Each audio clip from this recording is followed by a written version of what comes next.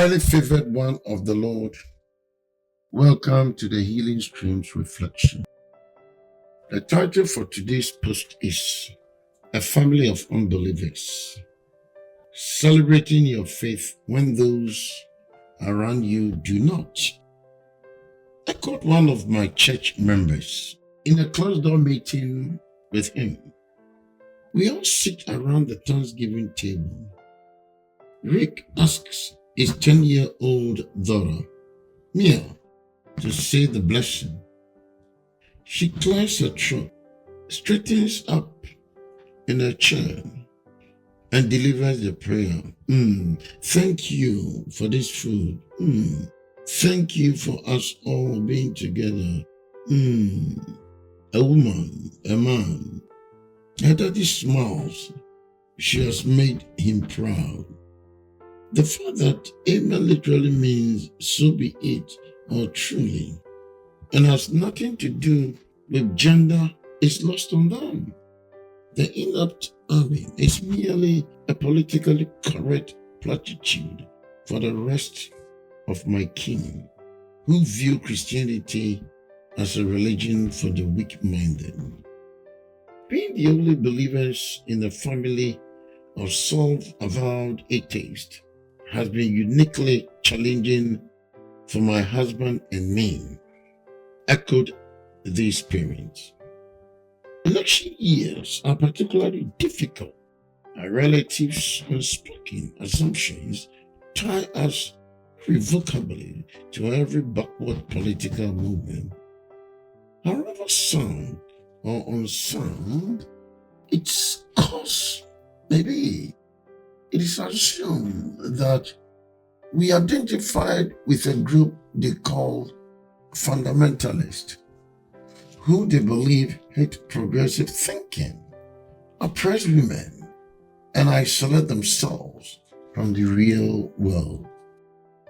Actually, the word fundamentalist refers to a movement in American Protestantism that arose in reaction to modernism during the early 20th century. Webster defines it as a collective that stresses the infallibility of the Bible, not only in matters of faith and morals, but also a literal historical record. But that's not how my family sees it. Echo this couple. To them, anything Christian carries an air of ignorance and bigotry. Needless to say, celebrating Thanksgiving and Christmas with them can be stressful. When we sit down to partake of the celebratory meal, our first impulse is to thank the Lord for His bounty. How can we do that in the midst of people who scorn our faith? My husband reaches under the table and quietly slips his hand over mine. We close our eyes and pray silently, briefly, attempting to be unobtrusive. Of course, everyone notices, and there is an awkward pause before conversation begins. So what do you do if you have to visit family for the holidays and you don't share your faith? Or worse yet, what if they despise your faith? It's easy to feel wronged when those around you are trampling upon your special day. But there are ways to celebrate your faith when those around you do not. Number one, prayer is essential. When you are in the midst of unbelievers, particularly when you are your king, the only thing that will ensure equality, let me put that, is prayer. My husband and I start praying long before the holiday season begins, when we see our family face to face. We carry with us literally hundreds of prayers for their well-being, health, safety, and salvation.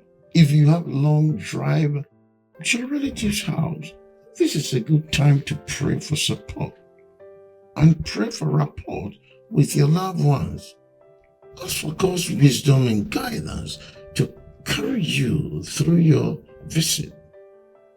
And I believe that you have to pray with faith and expectation, but don't presuppose how the Lord will work in your situation. You'll be amazed by the unexpected answers you will get.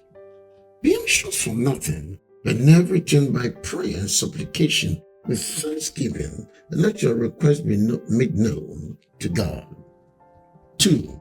Take your traditions with you.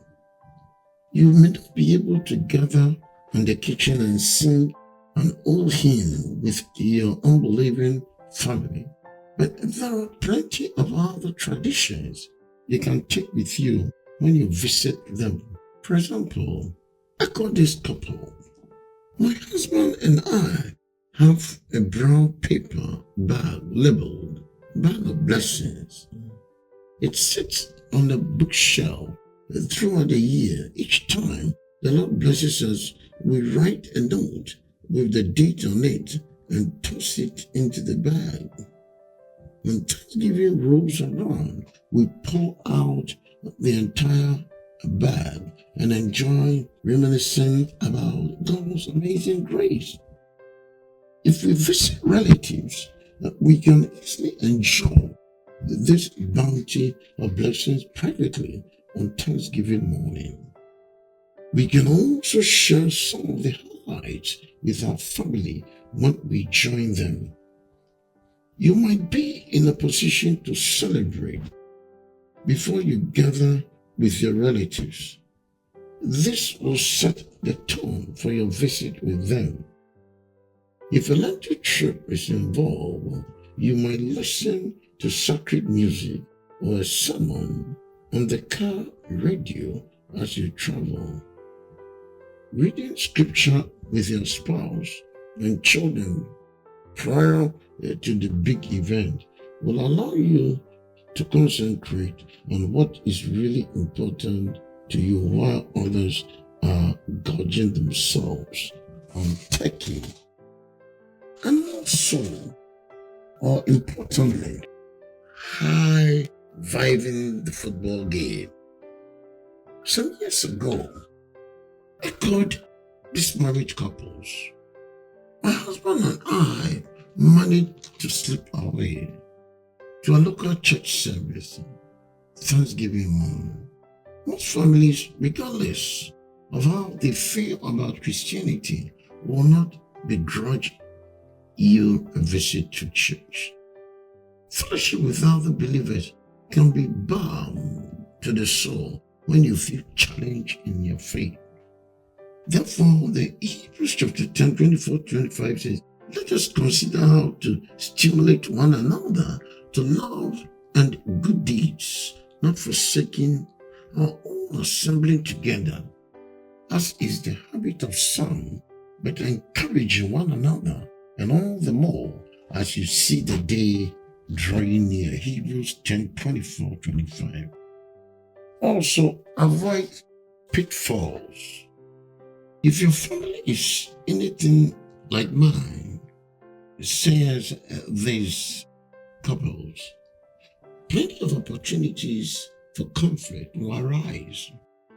It is easy to become agitated and confrontational when your most cherished beliefs are undermined.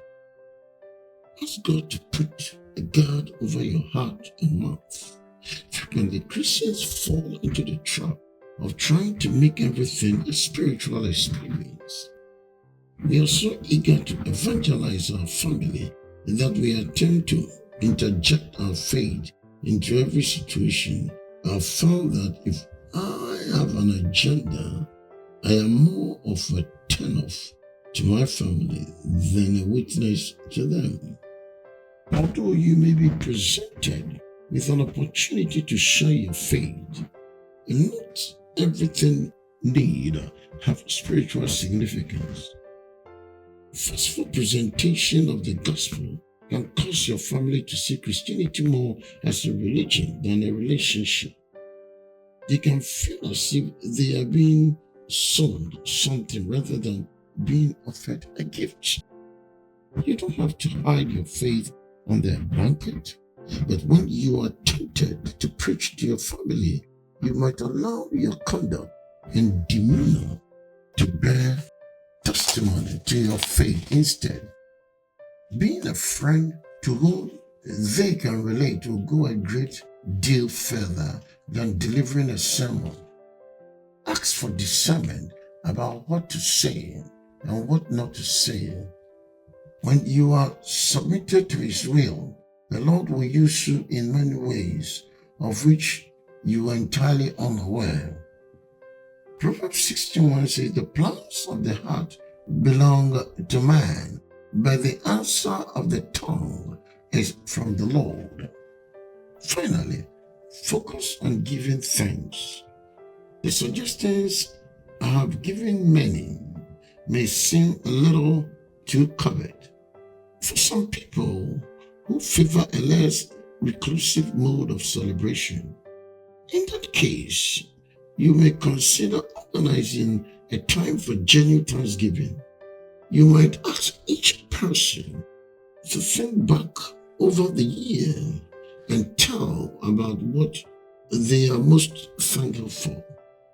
I honestly don't know of any family that does not enjoy this kind of affirming activity.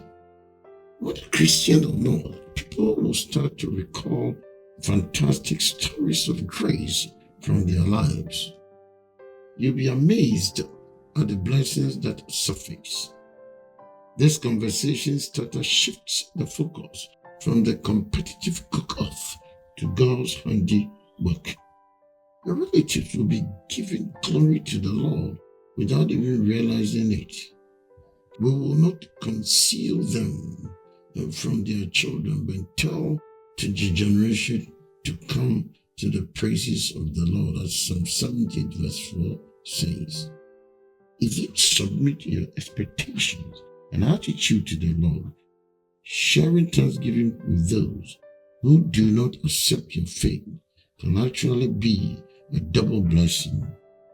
It is a tremendous opportunity for you to live your faith, to treat unbelievers with kindness. It is also a chance for others to see Christ in you through your patience and charity. Thanks for listening, and may the good Lord richly bless you.